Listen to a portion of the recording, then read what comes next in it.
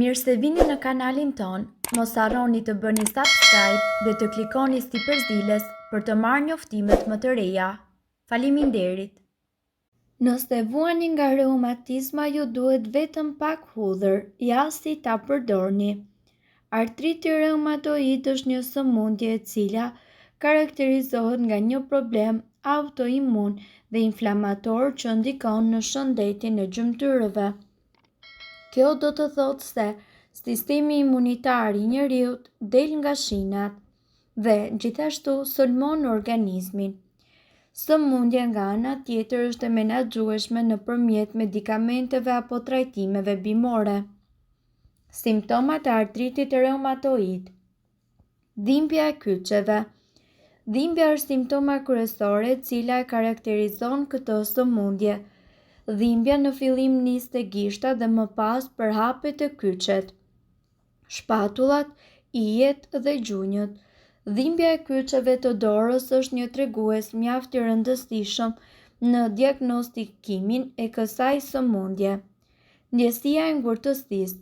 Sipas të dhënave, kjo sëmundje shoqërohet edhe me ndjesinë e ngurtësisë së kyçeve, gjë e cila shfaqet që në mëngjes zakonisht njeriu ka vështirësi në lëvizjen e kyçeve. Ëndja. Në fillimet e saj, sëmundja shfaqet edhe me ëndjen e kyçeve dhe gishtave të dorës dhe të këmbës.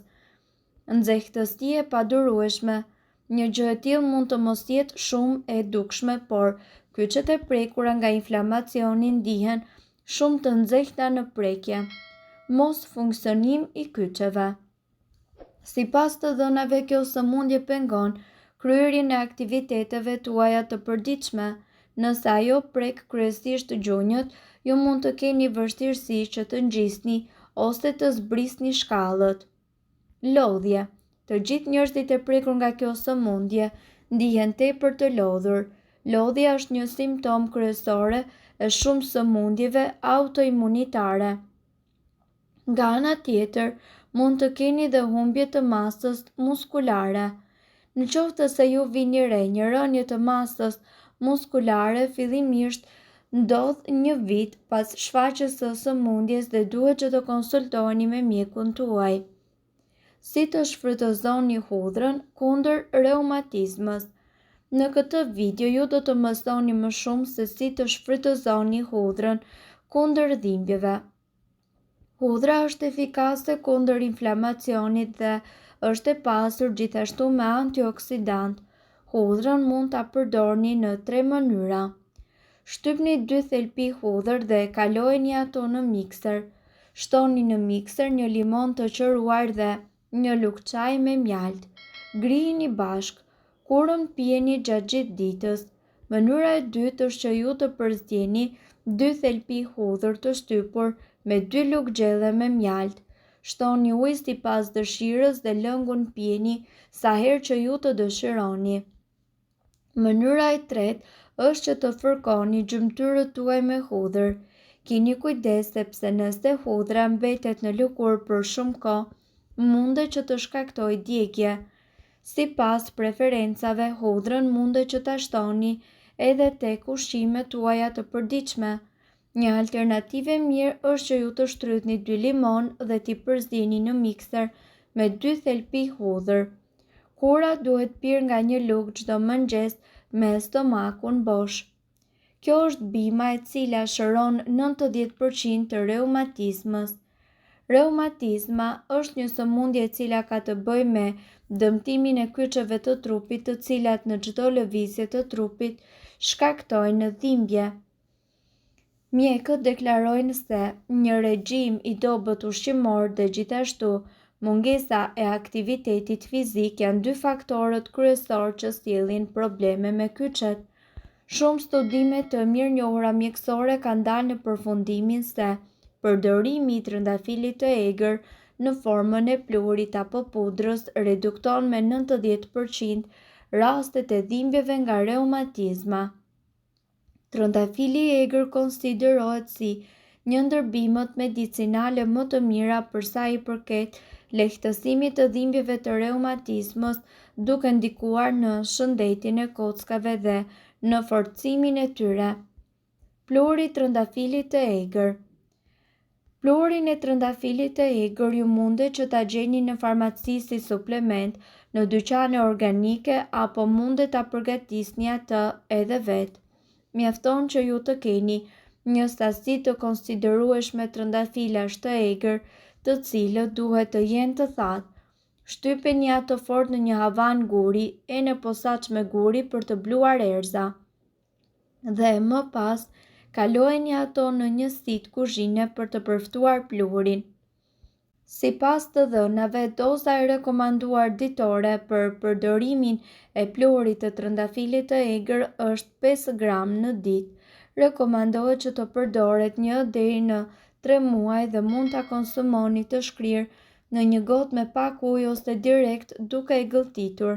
Megjithatë, përdorimi i trëndafilit të egër plur për reumatizmën, si edhe doza e tij, nuk duhet marrë pa u konsultuar më parë me mjekun. Çfarë tregojnë studimet? Nga një eksperiment i zhvilluar në Britaninë e Madhe nga Instituti për Kërkimet Shkencore ndaj sëmundjeve reumatizmale, ka rezultuar se pacientët me osteoporozë 3 javë pas përdorimit të suplementeve të trëndafilit të egër patën një përmirësim të dukshëm në reduktimin e inflamacionit të kyçeve dhe dhimbjeve të tyre. Bazuar në këto rezultate, ekspertët rekomanduan përdorimin e suplementeve të trëndafilit të egër plur për pacientët të cilët vuajnë nga artriti për një periudhë 1 deri në 3 mujore. Artriti reumatoid është një sëmundje autoimunitare e cila prek miliona njerëz në botë. Kjo sëmundje është 2 deri në 3 herë më e përhapur tek gratë se tek burrat. Personat të cilët vuajnë nga kjo sëmundje zakonisht marrin medikamente kundër inflamacionit siç është aspirina apo paracetamoli. Studimet mbi kurat për artritin dhe reumatizmën janë të vazhdueshme, por kohët e fundit, sipas të dhënave, shkencëtarët përmarrin në konsiderat rolin anti-inflamacion të vajit të ullirit. Sipas tyre, vaji i ullirit mund të jetë pa aq i dobishëm sa një dozë ditore e ibuprofenit apo ilaçeve qetësuese. Studiuesit kanë zbuluar një substancë të vajit të ullirit të quajtur oleokantal. Kjo substancë është identifikuar si përgjegjëse e shumë prej vlerave anti-inflamacion të vajit të ullirit. Ajo gjithashtu luan në rolin e antioksidantëve të cilat luftojnë radikalet e lira në organizëm. Përdorimi dhe roli i vajit të ullirit ndaj artritit. Studiuesit tregojnë se një sasi prej 4 luggjelle me vaj ulliri furnizon trupin me sasi të bollshme të oleokantalit. Ekspertët rekomandojnë pirjen e minimumi 1 luggjelle me vaj ulliri çdo ditë, sidomos në mëngjes.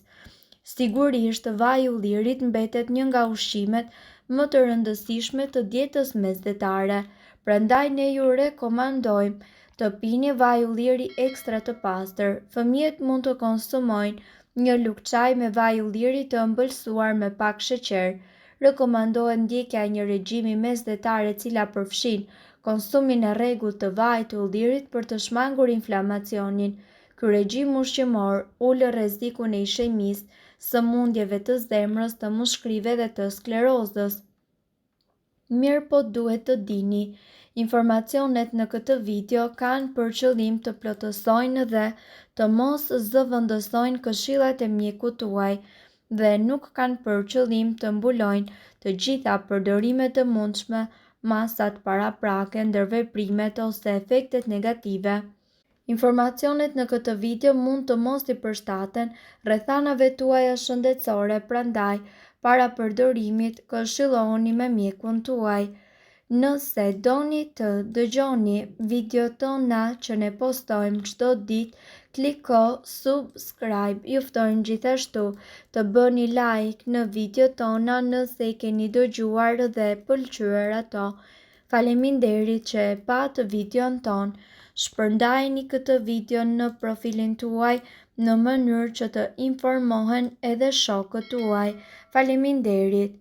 Nëse ndonjë prej këtyre përbërësve ju shkakton alergji, e mira është që të mos i përdorni këto receta. të mjekësisë alternative. Faleminderit.